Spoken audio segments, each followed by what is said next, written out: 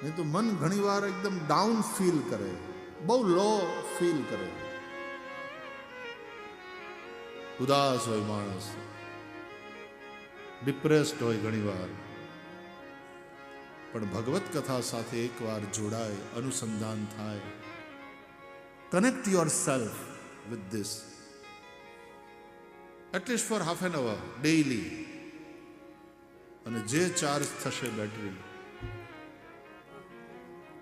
એકવાર હું કેનેડામાં કથા કરતો, કેનેડામાં જ લગભગ તો કે અમેરિકામાં, બરાબર, પણ નોર્થ અમેરિકામાં હતો. અને કથા પૂરી થઈને અમે એ શહેર છોડીને બીજા શહેરમાં જતા હતા. તો વચ્ચે ટોલ આવ્યો ને, ટોલ નાકું, એટલે ત્યાં આપણી જેમાં મૂંગું કામ નહીં.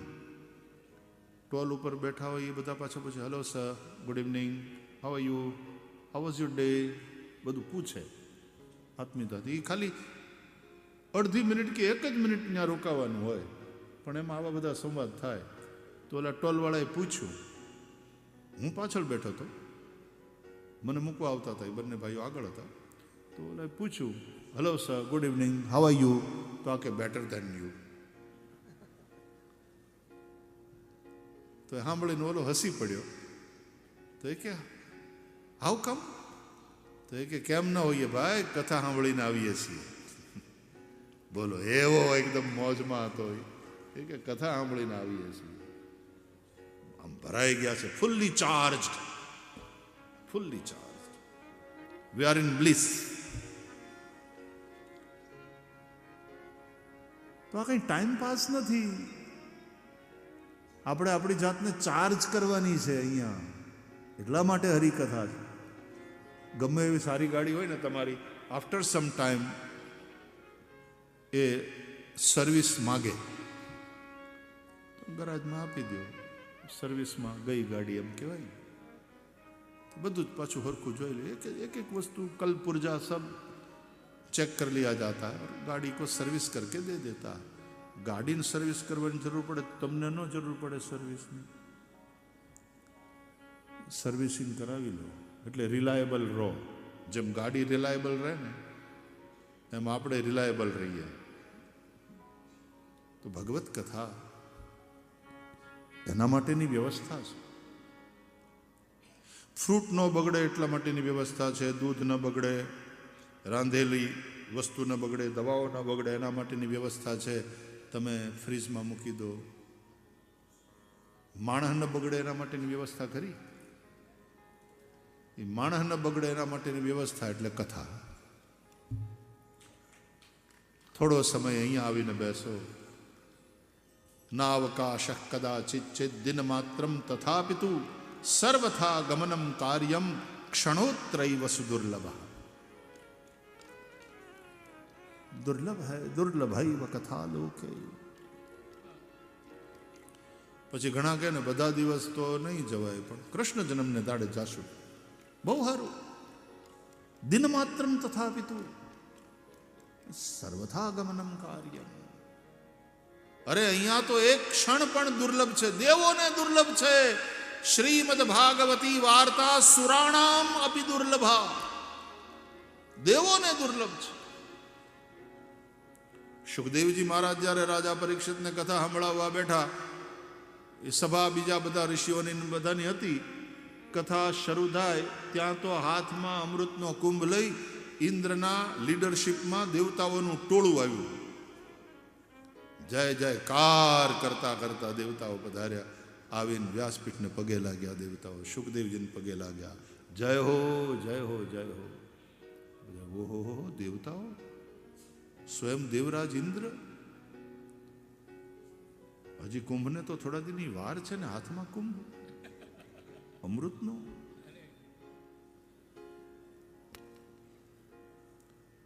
કોકે તો કીધું ખરું, ભાઈ પાણી છે હો બાપા, ગંગા અમારે વહે છે, એને કાંઠે જ બેઠા છીએ, તમારે કાંઈ અમને પાણી પાવા આવવાની જરૂર નહીં. તો એક દેવ બોલ્યો, હું પાણી અમૃત છે. હું બોલો છો અમૃત છે?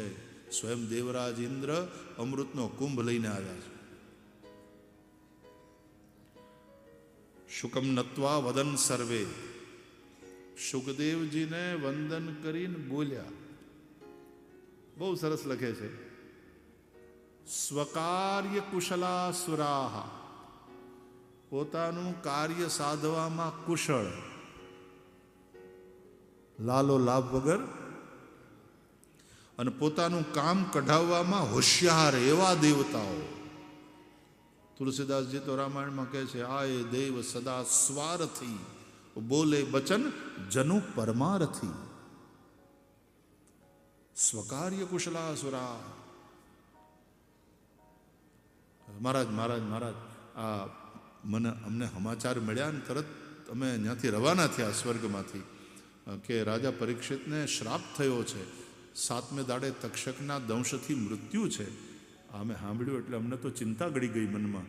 તરત અમે ત્યાંથી રવાના થયા અને આ અમૃત કુંભ લઈ અને અહીંયા હાજર થયા છીએ. બાપજી, આ અમૃત પાઈ દો પરીક્ષિતને.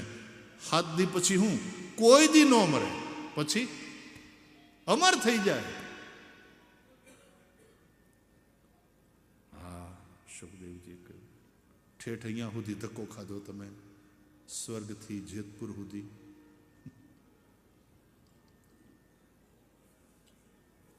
બદલામાં કાંઈ? બદલામાં બાપજી બીજું હું આ બધા કામ કઢાવવામાં કુશળ હોય ને, બીજું કાંઈ નહીં બાપજી. જે કથા તમે રાજા પરીક્ષિતને સંભળાવવાના છો એ અમને સંભળાવો. એવમ વિનિમયે જાતે રાજ્યા સુધા પ્રપીયતામ પ્રપાસ્યામો વયમ સર્વે શ્રીમદ ભાગવતામૃતમ. આ અમૃત પરીક્ષિતને પાઈ દો, એ અમર થઈ જશે, કોઈ દી એને મરવાનું નહીં આવે. અને બદલામાં જે કથામૃત તમે રાજા પરીક્ષિતને પીવડાવવા જઈ રહ્યા છો એ અમને પાવો. હવે સુખદેવજી મરમાળું હસ્યા, મરમમાં હસ્યા, નીચો જોઈ. તો ये बात है.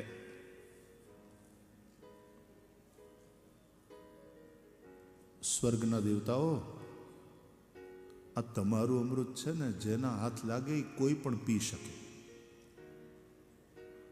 ઓલો રાહુ ઘૂસી ગયો તો કે નહીં સૂર્ય અને ચંદ્રની વચ્ચે દેવતાનું રૂપ લઈને, અને એ થોડું ચાખી ગયો તો પૂજાય છે કે નહીં? ભગવાન વિષ્ણુએ સુદર્શન ચક્ર મૂકીને માથું કાપ્યું તો રાહુને કેતું 2 થયા ઉલટાના. એકમાંથી 2ની પૂજા ને 2ની પાછી 8 આહુતિ આપવી પડે ગ્રહ શાંતિમાં. પૂછો પંડિતોને. ગ્રહ શાંતિ કરે અને હવન કરે ત્યારે દરેક ગ્રહની 8 આહુતિ આપવી પડે. તો આમ તો આ બધા દેવ હતા હાથ, પણ સૂર્ય ને ચંદ્રની વચ્ચે પેલો રાહુ ઘૂસી ગયો. જ્યારે અમૃત વહેંચાતું હતું ત્યારે દેવતાનું રૂપ લઈને અને ભગવાનનું મોઢું આમ દૈત્યોની તરફ અને અમૃત પાય આમ દેવતાઓ લાઈનમાં બેઠેલા, પંગત પડી ગયેલી, અને આમ બધા ધરી ધરીને અને ભગવાન હવને પાતા હતા. દૈત્યોની તરફ જોઈ જોઈને મોહિની ભગવાન એવા સ્માઇલ આપતા હતા, મુસ્કુરાતા હતા. ત્યાં તો ઓલ્યા બધા પાણી પાણી. તેમાં એને રોકી રાખ્યા. સુરા અને દારા. દારા એટલે સ્ત્રી.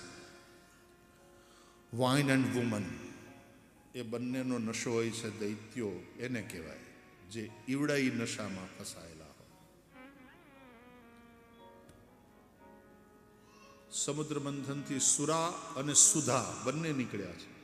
એમાં સુરા વાઇન એ દૈત્યો લઈ ગયા, અને આજે આ દારા, દારા એટલે સ્ત્રી,